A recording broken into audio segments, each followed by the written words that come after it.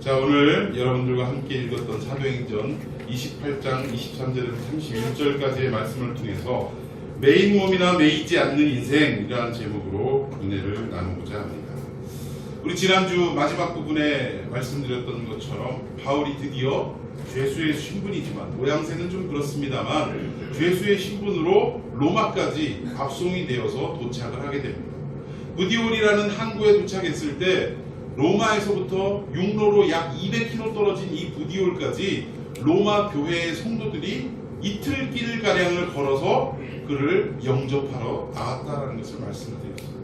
그래서 영접 나온 이 로마 성도들을 바라보면서, 형제들을 바라보면서 바울의 마음엔 어때요? 하나님께 감사함과 마음의 담대함을 얻었다라는 것을 지난주 설명을 드렸습니다.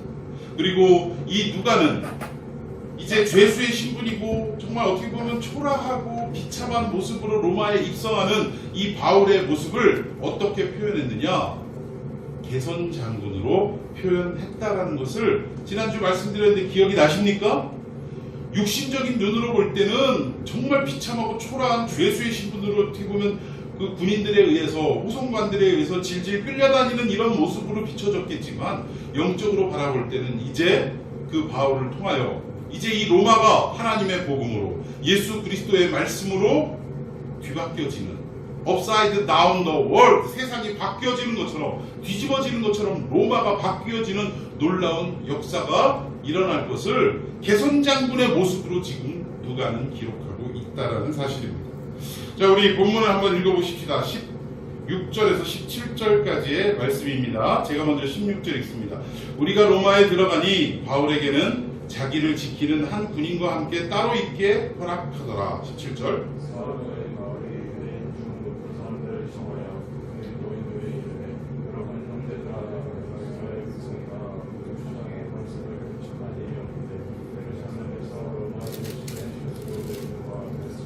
자, 이 내용을 보면 이 바울의 모든 선교의 여정을 볼 때 공통적인 부분이 있습니다. 하나님은, 예수님은 이 바울을 선택할 때 무엇을 위한 그릇으로 선택했다고 말씀하셨죠? 이방을 위한 나의 택한 그릇이다라는 이런 사명을 주셨어요. 즉 무슨 말이냐? 바울을 통해서 결국 누구에게 복음을 증거하는 그릇으로 삼으셨다?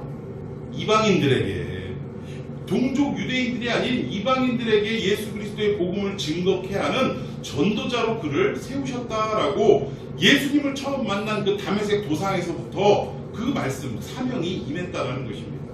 그럼에도 불구하고 바울의 모든 여정을 볼 때 바울은 언제나 어느 지역이고 전도를 하기 위해 방문한 그 자리에는 누구를 먼저 찾아갔다고요? 유대인들을 먼저 찾아갔다는 거예요. 그래서 어디를 항상 먼저 찾아다녔냐면 회당이라는 장소를 찾아다녔다는 거예요. 이 회당에는 이방인들이 있는 장소가 아니라 유대인들이, 그리고 이 회당은 세계 어느 지역에 있더라도 유대인들이, 유대 남자들이 10명만 모여 있으면 뭐부터 짓더라? 회당부터 짓더라. 즉 회당이 있다라는 것은 이 지역의 유대 남자들이 10명 이상이 있다라고 해도 과언이 아니라 그렇게 판단을 해요. 그래서 가는 곳마다 회당을 찾아서 회당의 유대인들에게 예수 그리스도의 복음을 증거하고, 때로는 받아들이는 유대인도 있었지만 때로는 그 말씀에 대해서 배척하고 오히려 돌을 들어서 핍박하고 바울을 쫓아내고 심지어 죽이려고 하는 이런 일들이 비일비재했더라는 것입니다. 그런데 오늘 이 바울의 마지막 선교지인 로마 안에 도착했을 때도 바울은 누구를 먼저 불렀다라고 지금 17절에 말씀하고 있죠? 유대인 중에 높은 사람들을 청했다. 즉 유대인들을, 자기의 동족들을 먼저 초청해서 자기 집으로 불러서 예수 그리스도에 대한 말씀을 증거하는 것으로 시작하고 있음을 우리는 알 수가 있다는 것입니다. 자, 우리 본문 23절 읽어보십시다. 시작.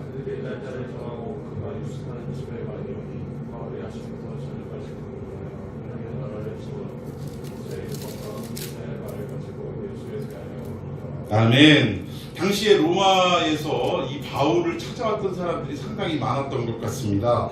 그런데 바울을 만나기 위해 찾아온 장소가 23절에 보면 어디라고 표현하고 있냐면 그가 유숙하는 집, 유숙한다라는 것은 거기서 뭐 먹고 자고 지낸다라는 얘기죠. 그 유숙하는 집에 온다라고 했는데 우리 식으로 표현할 때는 그저 그냥 바울이 머무는 어떤 집 이렇게 해석할 수가 있지만 이게 단순히 그런 집이 아니라는 거예요. 지금 바울은 무슨 신분이라고 그랬죠? 죄수의 신분입니다. 그럼에도 불구하고 감옥에 있는 것이 아니라 유숙하는 집에 있다라고 지금 설명하고 있다는 거예요. 죄 짓고 붙들려 갔으면 당연히 어디에 들어가야 돼요?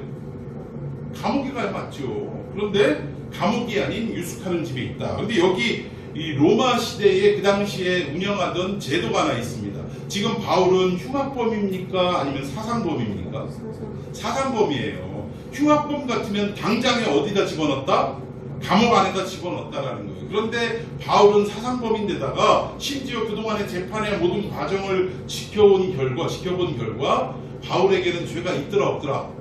모든 재판관들이 이 사람에게는 죄를 찾지 못하겠다라고 이야기했다라는 거예요. 그럼에도 불구하고 죄수의 신분으로 이 로마 가이사 앞에까지 끌려가게 된 원인은 뭐예요? 상소했기 때문에.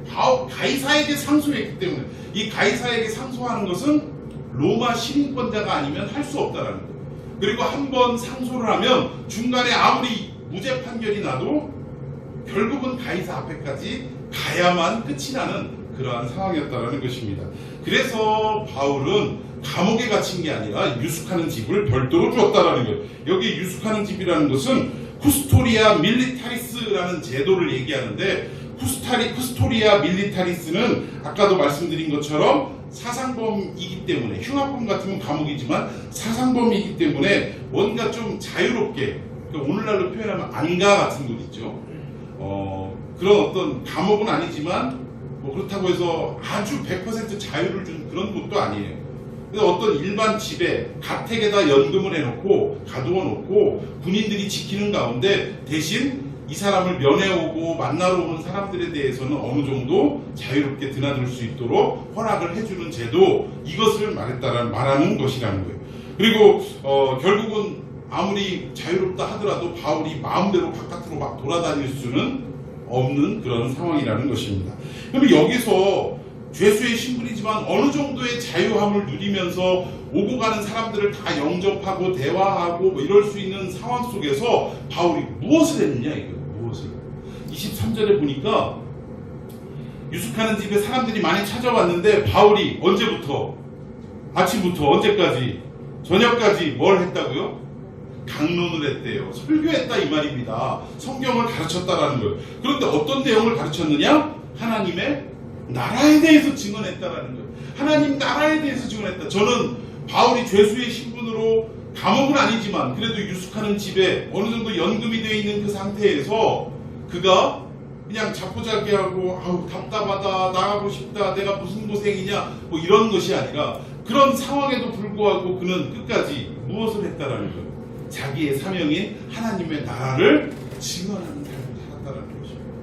여러분, 여러분의 삶이 때로는 참 기가 막힐 상황에 처하기도 하고 가슴 아픈 상황에 처하기도 하고 답답하고 청년들 같으면 이제 미래가 불투명하고 요즘 제가 며칠 전에 뉴스를 봤더니요 IMF 이후에 최고의 실업률이래요. 지금 IMF 때도 엄청난 그 직장을 잃어버리고 뭐 명예퇴직을 당하고 조기퇴직을 당하고 진짜 우리의 가장들이 퇴직을 당하고 쉽게 얘기해서 회사에서 잘리고 나서 이 집에다가 나 잘렸어 얘기를 못하고 아침만 되면 양복을 걷어입고 가방을 들고 나오긴 나오는 거예요.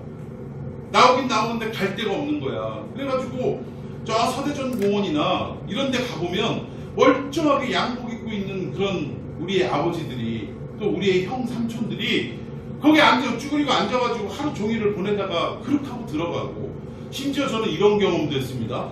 멀쩡하게 양복 입고 말끔하게 생겼는데 와가지고 나한테 1,000원만 달라고.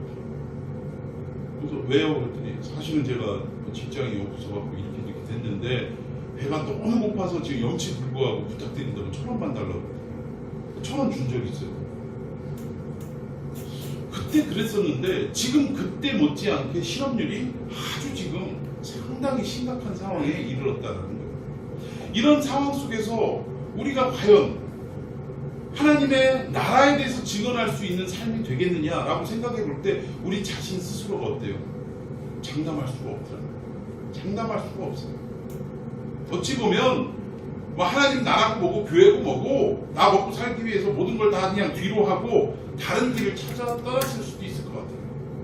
그런데 바울은 죄수의 신분으로 어느 정도 얽매인 상황 속에서도 그는 끝까지 하나님의 나라를 증언하는 삶을 살아갔더라는 것입니다.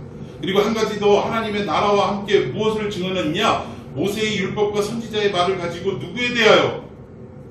예수님에 대하여 권했다, 증언했다, 그 얘기예요. 하나님 나라를 가르치고 예수님의 말씀을 가르쳤다, 그 얘기입니다. 여러분, 이런 죄수의 신분에도 뭔가 이 매여있는 몸임에도 불구하고 바울은 의식하지 않고 끝까지 뭘 했다라는 거예요. 하나님 나라와 예수에 대해서만 증거하고 증언하는 삶을 살아갔더라는 사실입니다. 여러분, 바울도 예전에는 뼈아픈 실수를 한 적이 있었어요. 지금 그 유대의 높은 사람들을 자기 있는 곳에 초대해가지고 지금 하나님 나라와 예수에 대해서 권하면서 이런 얘기를 하는 거예요. 나도 예전에는 실수를 한 게 뭐냐면 당신들하고 똑같이 생각했다. 우리가 그토록 기다렸던 메시아가, 이 기독교인들이 예수님이 메시아라고 이야기하는 소리를 들었을 때 나는 도저히 용납할 수가 없었다. 왜? 신명기 말씀에 의하면 나무에 달린 자마다 다 무슨 자다? 저주받은 자다라는 말씀이 있다. 그러면 어떻게 메시아가 하나님의 저주를 받은 자가 될 수가 있겠느냐? 십자가가 나무 아닙니까? 근데 어떤 하나님 앞에 저주받은 자라는 이 대표적인 케이스가 어찌 메시아라고 이야기할 수 있느냐라는 이런 생각 때문에 자기도 기독교인들을 박해하고 핍박하고 그들을 체포하기 위해서 저 멀리 다메섹까지 공문을 받아들고 쫓아다니는 열심이 있었다라는 것을 이야기하는 거예요. 그런데 내가 다메섹 도상에 가는 도중에 누구를 만난 거예요? 부활하신 예수님을 만난 거예요. 어디선가 사울아 사울아 네가 어찌하여 나를 핍박하느냐, 큰 빛이 임하면서, 여러분 이 장면은요 단순히 우리는 어떤 기적의 사건으로만 생각하지만 사실 일찍이 율법을 통해서 그 쭉 공부를 해왔던 이 바울에게 이 현상은요 너무나도 익숙한 현상이라는 거예요. 무슨 현상? 하나님이 사람에게 임재할 때 나타나는 현상이라는 거예요. 그러니까 하늘에서 막 빛이, 광명한 빛이 비치고 음성이 들릴 때 바울은 직감적으로 무엇을 깨달은 거예요? 하나님이 나에게 임재하셨다는 것을 깨달은 거예요. 그리고 엎드려서 주여 누구시니까? 라고 물어보는 그 물음 앞에 예수님이 뭐라고 말씀해요? 나는 네가 핍박하는 예수라 라고 말씀하고, 그 순간이 어떤 순간이냐면요, 구약의 율법을 통해서 오실 메시아를 그렇게 기다리고 열심으로 율법을 듣고 읽고 지키며 살아가던 이 바울에게 어느 날 예수님이라고 왔는데 그가 메시아라고 하는 것은 이게 매칭이 돼요, 안 돼요? 매칭이 안 되는 상황인데 오늘 이 다메섹 도상에서 부활하신 예수님이 하나님이 임재하는 모습으로 나타나셔서 직감적으로 이건 하나님의 임재다라는 것을 깨달은 바울에게 누구십니까? 라고 물어보는 질문 앞에 나는 네가 핍박하는 예수라 하는 이 대답이 어떤 역사냐면 구약에 기다렸던 메시아가 곧 신약의 예수 그리스도였다라는 것이 일치되는 순간이라는 거예요. 아하! 나는 예수님에 대해서, 즉 오실 메시아에 대해서는 나름대로의 어떤 환상과 기대가 있었는데 막상 메시아라고 얼마 전에 왔다가 십자가에 죽으셨던 그 양반을 생각해보면 도저히 이건 메시아라고 이해할 수가 없고 인정할 수가 없더라는 거예요. 그런데 다메섹 도상에서 부활하신 그 주님을 만나 그 대답을 듣는 순간, 아 그랬구나, 내가 도저히 메시아라고 인정할 수 없었던 그분이 바로 메시아였구나 라는 것을 깨닫는 순간이 있었다라는 것입니다. 그런데 이 실수가, 기독교인들을 핍박했던 바울의 이 실수가 결국은 복음 증거예요. 특히 동족 유대인들에게 복음을 증거할 때 아주 큰 밑거름이 됐더라고요. 무슨 말입니까? 예전에 보면 이런 얘기, 형제들아 예전엔 나도 너네들처럼 생각했어. 당신들처럼 생각했다 이거. 도저히 예수는 메시아일 수가 없고 나무에 달린 자마다 저주받은 자라는 이 말씀 때문에 이건 매칭이 안 되는 상황이라는 걸 나도 겪어봤다. 그런데 다메섹 도상에서 부활하신 주님을 만남과 동시에 이것이 동일한 인물이라는 것을, 동일한 분이라는 것을 나도 드디어 깨닫게 되었다. 너희들도 이 말을 듣고 하나님 나라, 그 나라의 주인공인 예수 그리스도를 어떻게 하라는 거예요? 믿으라, 영접하라 라고 그렇게 전도했다라는 것입니다. 그런데 이 말을 들었던 유대인들의 반응이 두 부류로 나눠졌어요. 24절 시작. 25절.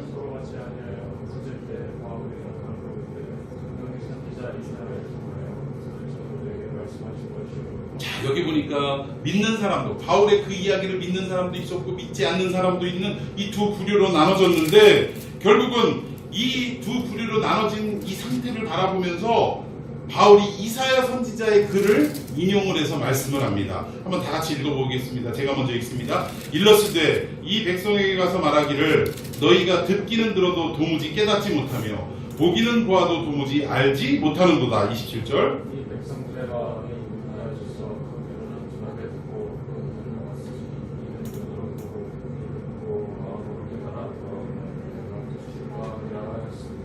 함께 읽습니다. 그런즉 하나님의 이 구원이 이방인에게로 보내어진 줄 알라. 그들은 그것을 들으리라 하더라. 여기 보니까 오랜 세월 율법을 듣고 배우고 지키고 있었는데 그 율법의 주인이신 예수님이 막상 이 땅에 오셨을 때 그 주체가 되시는, 주인이 되시는 예수님을 알아봤다는 거예요? 몰라봤다는 거예요? 몰라봤다라는 거예요. 그러니까 눈이 있기는 있는데 못 보고 귀가 있기는 있는데 못 듣더라, 그 얘기입니다. 유대인들이 그랬다라는 거예요. 그래서 결국은 어떤 이는 믿기도 했지만 어떤 사람은 뭐예요? 참 별 소리를 다 듣겠네. 더 심하게 말하면 별 미친 소리를 다 듣겠네. 아니 성경에 버젓이 나무에 달린 자마다 저주받은 자라고 그렇게 얘기하고 있는데 어떻게 나무 십자가에 진 그 예수라는 나사렛 청년이 어찌 메시아가 될 수 있느냐? 별 넘어 소리를 다 듣겠네 하고 콧방귀도 안 끼고 돌아섰다라는 것입니다. 그래서 이 로마서에 바울이 이 얘기를 앞서서, 즉 로마서가 뭐예요? 핍박받는 로마의 교인들에게 보낸 편지. 자기가 직접 가고 싶었지만 갈 수 있는 길이 막혀서 편지로 먼저 보냈던 것이 바로 로마서라는 것입니다. 이 로마서를 먼저 보냈는데 그 안에도 내용이 있다라는 거예요. 자, 한번 읽어봅시다. 로마서 9장 9절에서 16절까지입니다. 제가 먼저 읽습니다. 약속의 말씀은 이것이니 명년 이때에 내가 이르리니 사라에게 아들이 있으리라 하심이라. 10절.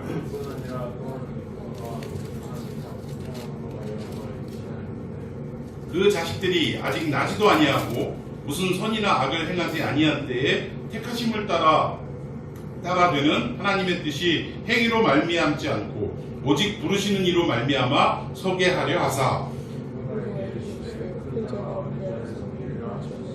13절 다 같이 기록된 바 내가 야곱은 사랑하고 에서는 미워했다 하심과 같으리라. 여기 보면 하나님이 야곱은 사랑했고 에서는 미워했다, 이 표현이 무슨 뜻이냐면요, 나는 얘는 사랑하고 얘는 미워했다, 그런 의미가 아니에요.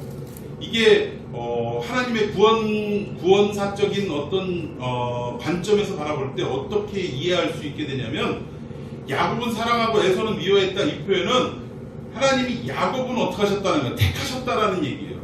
내가 얘는 야곱은 택했고 에서는 어떻게 했다? 버렸다, 이거 유기했다, 이 얘기입니다. 야곱은 택하셨고 그리고 에서는 유기했다. 그러니까 모든 인간의 타락으로 말미암아, 아담이 타락함으로 말미암아 모든 인간은 다 어떻게 됐어요? 하나님 앞에 버림받은 자가 됐다라는 거예요. 근데 그 버림받은 상황 속에서 하나님이 은혜와 자비로 어떤 특정한 사람을 택하셨다라는 그 얘기예요. 지금 구원의 백성으로 삼아 주셨다라는 것을 의역한 것이 바로 야곱은 사랑하고 에서는 미워했다라고 설명하고 있다라는 거예요.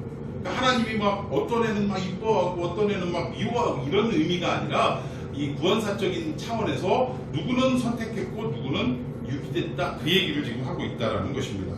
자, 14절 여러분들이 먼저 읽겠습니다. 시작. 그런즉 우리가 무슨 말하리요? 하나님께 우리가 있는 날 모세에게 이르시되 내가 긍휼히 여길 자를 긍휼히 여기고 불쌍히 여길 자를 불쌍히 여기리라 하셨으니. 그런즉 원하는 자로 말미암음도 아니요 사람 앞에 하는 자로 말미암음도 아니요 오직 긍휼히 여기시는 하나님으로 말미암음. 자, 여기 이 내용은 뭐예요? 누구는 선택되고 누구는 유기됐다가 하면 이거 불공평한 거 아니냐라고 누군가는 이야기할 수 있겠죠. 그런데 그 하는 말이 그거예요. 모세에게 이르시되 내가 긍휼히 여길 자를 긍휼히 여기고 불쌍히 여길 자를 불쌍히 여기리라. 이 얘기는 무슨 얘기냐면, 그 쉽게 얘기하면 뭐예요? 내 맘이다 이거예요. 내 맘이다. 여러분 재미있는 것이 우리 인간에게도 창조의 능력이 있습니다. 그래야 안 그래요? 창조의 능력이 있어요. 그러니까 쉽게 얘기하면 우리가 어렸을 때도 찰흙 같은 걸로 막 어떤 공작물을 만들잖아요. 근데 막 이것저것 빚어놓고 찰흙을 빚어놓고 우리끼리 그러는 거야. 자기 스스로가 얘 이거는 아빠, 이거는 엄마, 이거는 큰아들, 이거는 뭐 딸 뭐 이런 식으로 해가지고 뭐 각자 막 부여하잖아요. 그래 안 그래요?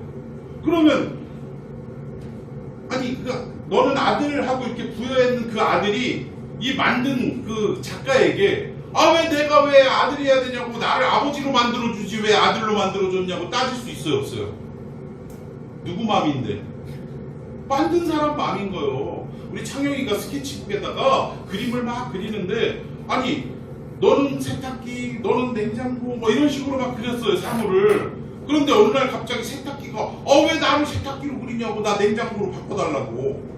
아니면 요새 이왕이면 세탁기 해주려면 건조기로 바꿔달라고. 건조기가 더 좋고 비싸다고. 할 수 있어요 없어요? 없다라는 거예요. 하나님은 긍휼히 여길 자를 긍휼히 여기고 선택하실 자를 선택하셨다. 그 얘기를 지금 하고 있다라는 것입니다.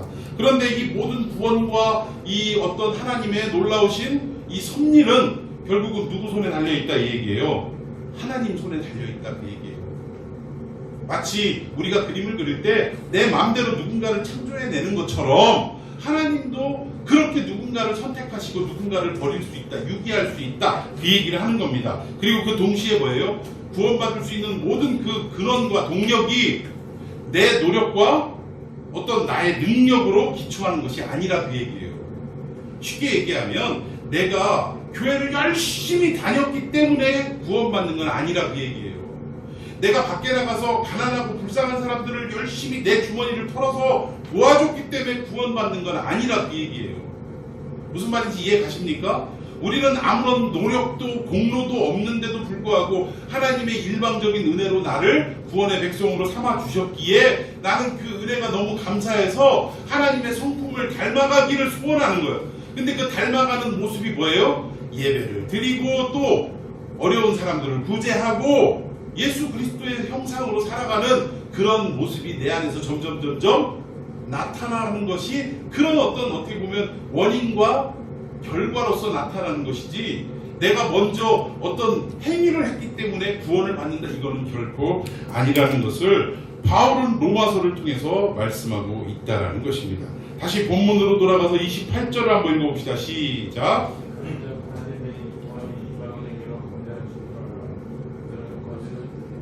자, 이 얘기가 그 얘기예요.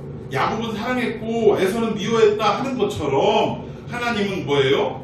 유대인들만을 위해서 구원을 주시려고 하는 게 아니라 이방인들까지도 하나님은 구원하시기로 작정하셨다. 그 얘기를 지금 얘기하는 겁니다. 그래서 유대인들이 아니 무슨 이방인이 구원을 받아? 라고 이야기하지만 그 말하는 유대인들 앞에 바울은 야 통치자가 창조자가 하시겠다는데 뭐 할 얘기가 있냐? 하나님이 긍휼히 여긴 자를 긍휼히 여긴다는데 왜 니들이 떠드냐? 지금 그 얘기하는 거예요. 그러니까 결국 이 내용을 바라볼 때 결국 뭐예요? 복음의 촛대가 유대인들에게 있다가 어디로 옮겨졌다는 거예요? 이방인들에게 옮겨지게 되었다는 것입니다. 당시 복음의 중심은 어디입니까? 장소로 말하자면 예루살렘이죠. 예루살렘. 이 예루살렘에서 이방으로 옮겨가겠다라는 그 이방으로 옮겨가는데 중요한 사명을 감당할 수 있는 사람을 누구로 선택하셨다? 바울이라는 인물을 선택하셨다는 것입니다. 결국은 이 이방을 위한 그릇으로 택함받은 바울이 지금 어디에서 이 선언을 하고 있냐면 로마라는 이 한복판에서 하나님의 복음이 이방을 향해 지금 촛대가 옮겨진다는 것을 선언하고 있다는 사실이에요. 자, 우리 그 바울의 이 선언과 동시에 오늘날 우리들에게까지도 이방인인 우리들에게까지도 복음이 전파되게 되었다는 것입니다. 놀라운 은혜예요. 자, 우리 30절 한번 읽어봅시다. 시작. 우리 온 이틀 자기 스스로의 몸으로서 자기에게 모든 사람을 다 영접하고. 자, 여기 보니까 장소가 바뀐 것을 우리가 볼 수 있습니다.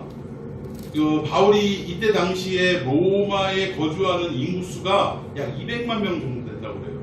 많죠. 그러니까 우리 대전이 150만, 60만 이 정도 되니까 이 대전 인구보다 오히려 로마 그때 당시 고대 시대에 도시 인구가 더 많았다라는 거예요. 근데 대부분 보면 절반 이상이 노예들이었다고 합니다. 엄청난 거예요, 노예 숫자가. 그러니까 이런 어떤 구조 속에서 살아가고 있었는데 수많은 사람들이 이 바울을 찾아와서 하나님의 나라에 대한 증언을 듣고 예수 그리스도에 대한 복음을 들었다라는 거예요. 그런데 여기 그 복음을 증거하는 장소가 아까 23절에서 말씀했던 장소와 달리 바뀌었다라는 거예요.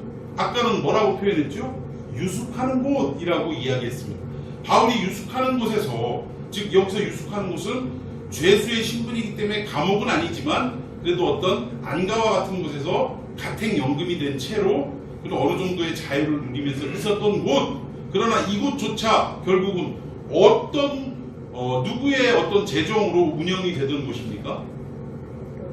로마의 재정으로 운영이 되는 거예요. 그러니까 로마의 돈에 의해서 유지가 되는, 관리가 되는 그 집에 갇혀 있어서 생활을 하던 것이 바울의 모습이었다는 것입니다. 그런데 그랬던 장소가 어느 순간인가 한 2년 동안을 어디에 머물렀다라고 나오고 있어요? 셋집에. 셋집이 뭐야? 우리로 얘기하면 셋방, 월세방, 이걸 얘기하는 거예요. 셋방, 셋집. 이 셋집에 머물렀다라는 것인데 왜 장소가 바뀌었냐? 아니 그 유숙하는 집, 헬라어로 크세미아라고 하는데, 아니 그곳에 있으면 돈도 안 들고 좋을 텐데 왜 굳이 그 집을 놔두고 자기가 돈을 내서 매달 월세를 내야 되는 셋집으로 이전을 했느냐, 이 얘기예요. 왜 슬쩍 장소가 바뀌었을까? 왜 돈 주고 빌려야 되는 이 집에 머물러 있었을까? 이 원인이 있다라는 것입니다. 첫 번째는 뭐냐면, 지금 셋집이라는 곳은 뭐예요? 우리가 흔히 얘기할 때 셋방 이러면 규모가 좀 커 보입니까? 작아 보입니까? 작죠. 돈이 없으니까 새를 사는 것일 것이고, 그래요 안 그래요? 월세 사는 거 그런 이유 아니겠습니까? 괜히 우리는 지금 막 전세를 생각할 수도 있는데, 여러분 전세라는 제도는요 우리나라만 있는 제도예요. 세계 어디를 가도 전세라는 제도가 있다 없다? 없어요. 우리나라만 전세가 있어요. 근데 다 월세를 얘기하는 거예요. 그럼 월세 사는 사람들이 대부분 돈이 있어요 없어요? 없다라는 거예요. 특정 경우를 빼놓고는 잠시 머물고 있다가 갈 사람 외에는 아니 다들 자기 집 사고 싶지, 누가 월세 내고 살고 싶겠어요. 그럼 결국 그 얘기는 뭐냐면, 월세라는 것은 규모도 좀 작고 재정적으로도 어려운 상태, 이런 것을 말할 수 있다는 것입니다. 그런데 이 전세와 이 셋집과 반대로 비교되는 곳이 아까 유숙하는 곳 크세미아인데, 이것은 어디에서 운영하는 곳이라고요? 로마에서. 이 거대한 제국, 돈도 많고 힘도 있는 이 거대 로마에서 운영하는 것이 유숙하는 곳이고, 그리고 반대로 자기의 자비량으로 월세를 내면서 살아야 되는 이 셋집은 규모도 작은 그러한 곳이었다는 거예요. 이 두 군데를 비교해 볼 때 어떻습니까? 거대 로마와 아주 하찮은 작고 미약한 셋집, 이 두 가지를 지금 비교하고 있는 거예요. 바울은 이 거대한 로마 제국이 운영하는 곳에서 얼마든지 머물 수 있었지만 스스로 작은 곳에서 있었다는 거예요. 이건 마치 뭐와 같으냐면 겨자씨와 같은 거예요. 거대한 맘모스와 같은 큰 제국과 아주 그에 비하면 겨자씨와 같은 작은, 아주 그냥 초라하고 볼품없는 작은 장소를 말한다는 것입니다. 그럼 이 작은 장소는, 이 겨자씨는 어땠느냐? 결국 그 작은 셋집에서 어떤 역사가 일어났어요? 생명의 말씀의 역사가 멈추기 시작하고 전파되기 시작하다가 결국 어떻게 됩니까? 이 로마가 기독교를 박해하던 국가에서 300년이 지나고 난 이후에는 어떻게 됐어요? 한 약 250년 정도 이후에는 콘스탄티누스 대제에 의해서 이 로마가 국교가 되는 놀라운 역사가 일어났다. 그 작은 셋집에서 이 겨자씨만한, 겨자씨 여러분 보셨어요? 겨자씨? 혹시 여러분들 별사탕 이렇게 딱 깨물으면 가운데 안에 있는 쪼잔한 그 뭐라 그래? 그 깨알 같은 거 여러분 혹시 보셨습니까? 못 봤어요? 어느 정도 크기라고 설명을 해줘야 돼, 이 겨자씨가? 참깨보다 참깨. 깨소금 뿌릴 때 깨알보다 한 깨알 절반만 해요. 그 깨알 하나의 절반만 한 게 겨자씨 크기 정도 돼요. 그런데 이 겨자씨가 그렇게 볼 때는 너무나도 작고 초라하고 아무것도 아닌 것 같지만 이 겨자씨 속에는 뭐가 있더라? 생명이 있더라는 거예요. 그래서 이것이 땅에 묻히고 결국은 어떻게 돼요? 우미 트고 싹이 트고 자라나서 결국은 새들이 깃드는 엄청난 나무로 성장하게 되는 것처럼, 비록 바울의 셋집은 자비량으로 운행하는 이 겨자씨 같은 로마 대제국하고 비교하면 작은 겨자씨 같은 규모였지만 그 안에 생명이 있어서 결국은 어때요?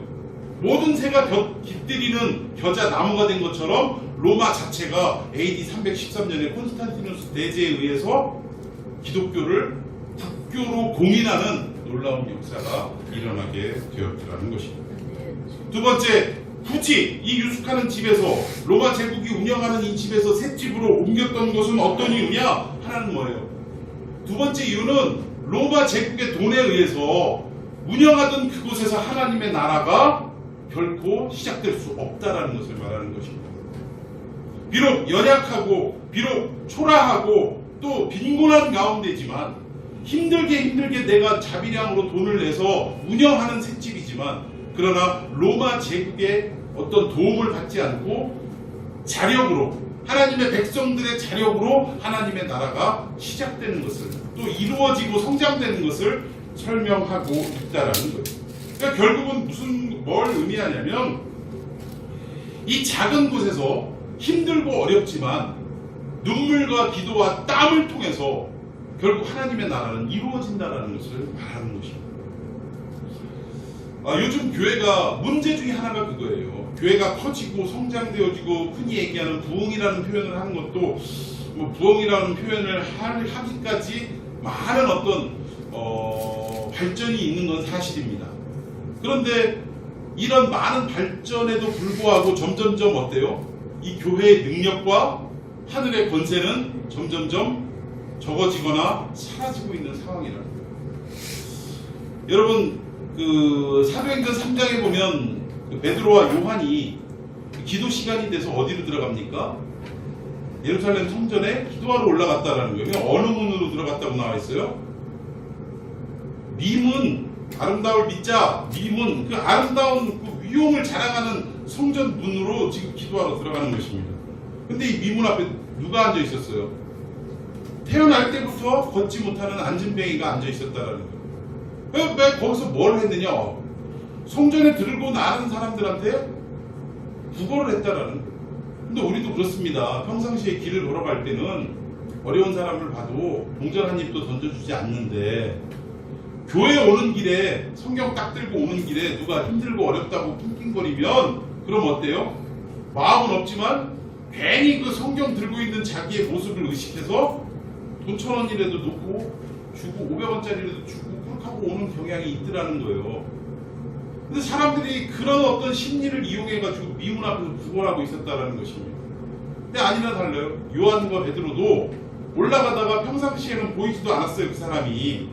근데 그날은 눈에 띄는 거야. 그러면서 불쌍한 생각이 들고 가까이 다가가니까 이 안진뱅이도 뭔가 나한테 주겠구나라는 어떤 기대감이 있었다고 했어요. 근데 와서 막상 꺼낸 말이 뭐예요? 은과 금은 나에게 없으나 나에게 있는 것으로 내가 당신에게 주겠다. 근데 그 내용이 뭐였어요? 나사렛 예수 그리스도의 이름을 내가 주겠다, 그 얘기를 했다. 여러분, 교회는 돈이 없어도, 우리 교회처럼 돈이 없고 또 사람도 부족하고 여러 가지로 힘들어도 우리가 결코 놓치지 않아야 될 그 유일한 것이 뭡니까? 교회의 가치라고 할 수 있는 나사렛 예수 그리스도의 이름이 우리에게는 있어야 된다. 우리는 이 이름을 많은 영혼들에게 나눠줄 줄 아는, 전파할 줄 아는 그런 교회가 되어야 한다는 것입니다.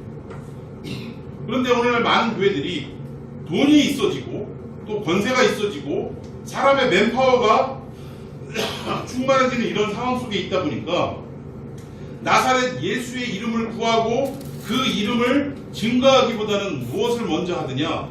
돈이 있으니까 돈을 먼저 뿌리기 시작하고, 또 사람의 능력이, 많은 사람, 능력 있는 사람들이 있으니까 그 능력으로 먼저 사람들에게 일 처리를 맡기는 이러한 모습으로 바뀌었다는 거예요.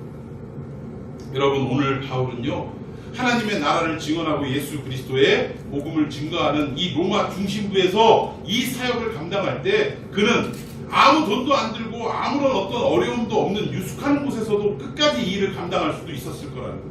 그럼에도 불구하고 그가 자기가 어려움에도 불구하고 월세를 내가면서 새 집으로 이전해서 복음을 증거했던 2년 이상을 그렇게 복음을 증거했던 이유는 첫 번째 뭐라고요?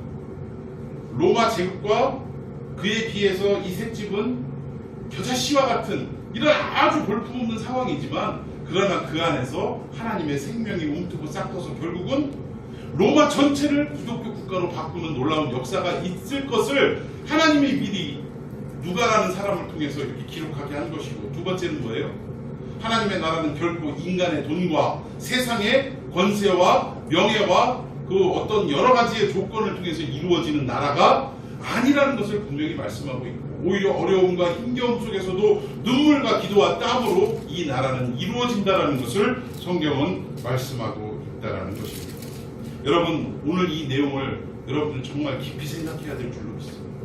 앞으로 참평한 교회의 부흥과 성장에도 여러분들이 주역이 되어야 되는데, 여러분들의 생각이 돈으로 교회를 부흥시킬 수 있다라고 생각하고 사람의 숫자로 부흥시킬 수 있다라고 생각이 되어진다면 결국은 그 교회의 부흥은, 우리 교회의 부흥은 진정한 부흥이 될 수 없다는 거예요. 여러분의 중심 속에 가장 먼저 생명이 깃들이는 하나님의 말씀을 중심으로 부흥은 시작돼야 된다는 것을 여러분들이 공감해야 되고, 더 나아가서 어렵고 힘들지만 지금처럼 뭐 교회 재정이 거의 뭐 전무하다 싶을 정도로 어렵고 힘들지만 이 가운데서도 우리의 기도와 우리의 노력과 우리의 수고와 우리의 땀으로 말미암아 벽돌 하나하나 올라가는 그 심정으로 우리가 영적인 이 교회를 세워나가겠다는 이 열정이 있을 때 비로소 진정한 부흥의 역사는 이루어질 줄로 믿습니다. 자, 결국 그 모진 박해를 다 견디면서 세계 속으로 뻗어나가는 이 기독교가 된 데에는 이 바울과 같은, 그리고 또 그와 함께 했던 바울의 동역자들인 로마 교회의 성도들이 있었기 때문에 가능할 수 있었다라는 사실이. 자, 우리 마지막 31절 한번 읽어봅시다. 32절은 제가 한번 읽어볼게요. 시작. 하나님의 나라를 전파하여 주 예수 그리스도의 모든 것을 하나님의 거침없이 가르치라. 자, 32절 읽으려고 봤더니 없네요. 근데 여러분, 31절 마지막 마무리 말씀인데 뭔가 좀 어색하지 않습니까? 하나님의 나라를 전파하며 주 예수 그리스도에 관한 모든 것을 담대하게 거침없이 가르치더라 이렇게 하고 끝났어요. 뭔가 음악으로 따지면 뭐 같아요? 미완성 교향곡처럼 이렇게 끝났어요. 뭔가 해피엔딩도 아니고 뭔가 마무리된 어떤 기록도 없고, 바울이 무슨 뭐 복음을 증거하다가 순교를 당했다거나 뭔 결론이 없이 그냥 이렇게 끝나더라는 거예요. 이유가 뭘까? 왜 이런 식으로 끝날까요? 흐지부지 끝나버릴까? 이 나머지 이후에 32절 말씀을, 또는 28장 31절로 끝이 났지만, 그러면 사도행전 29장 1절부터의 말씀은 결국 누구를 통해 시작하라는 얘기입니까? 저와 여러분들을 통해 시작하는 거예요. 그 어떤 어려움과 고통과 힘겨움 속에서도 개의치 아니하고 하나님의 나라와 예수 그리스도를 증언하는데 전심전력을 다했던, 마치 개선장군의 모습을 가졌던 이 바울처럼 오늘 이 시대 우리도 바울이 죄수 신분인 것처럼 우리 신분도 그래요. 까놓고 얘기합시다. 잘난 거 있어요? 돈 있어요? 명예 있어요? 권세 있어요? 미래가 막 흔히 밝고 그래요? 그렇지도 않아요. 우리 가진 거 없고 빼먹고 진짜 남들이 볼 때 알아줄 만한 요소가 하나도 없는 게 우리들입니다. 그럼에도 불구하고 마치 죄수 신분에 끌려온 이 바울의 모습처럼 우리의 모습도 별 다를 바가 없다라는 거예요. 내놓을 만한 게 아무것도 없잖아. 그럼에도 불구하고 자신의 삶을, 모습을 개의치 않고 끝까지 하나님 나라와 예수 그리스도의 복음을 증언했던 바울의 삶처럼 우리도, 어떤 사람 그러더라고요. 뭐 가난한 사람이 예수 그리스도의 복음을 막 증거하고 교회 나오시라고 그랬더니, 아니 교회 나가면 당신처럼 가난하게 살 거 아니요. 그럼 나는 가난한 거 싫어, 안 나가. 뭐 이렇게 얘기하면 웬만한 사람 같으면 멘탈이 무너져요, 안 무너져요? 확 무너져요, 확 무너져. 그러면서 막 아마 교회 와서 그럴 거야. 하나님 왜 나를 가난하게 살게 하셔서 왜 전도도 못하게 하시냐고 막 따지고 그랬을지도 몰라요. 근데 바울은 그런 모습이 아닙니다. 오히려 내가 약할지라도, 심지어는 육신적인 몸에 가시가 있다 할지라도, 가난하다 할지라도 신분이 죄수의 신분이라 할지라도 개의치 않았다는 오직 나를 통해서 하나님의 나라가 증거될 수만 있다면 나를 통해 하나님의 복음이 증거될 수만 있다면 나는 그것으로 만족하다라고 이런 마음으로 인생을 살아갔다라는 것입니다. 오늘 사도행전 28장 32절 이하의 내용이 되었든 아니면 사도행전 29장 1절부터 새로운 사도행전의 내용이 되었든 여러분 그 중심에는 저와 여러분의 이야기가 기록이 되어야 될 줄로 믿습니다. 여러분의 인생이 어떠한 자리에 있다 할지라도 여러분의 일터가 또는 여러분의 학교가 어떤 학교고 어떤 일터라 할지라도 여러분이 처해 있는 그 장소에서 하나님의 나라가 여러분 입술을 통하여 삶을 통하여 전파되어지는 놀라운 역사가 있기를 예수님의 이름으로 축원해 드리겠습니다. 우리 함께 찬송하시죠.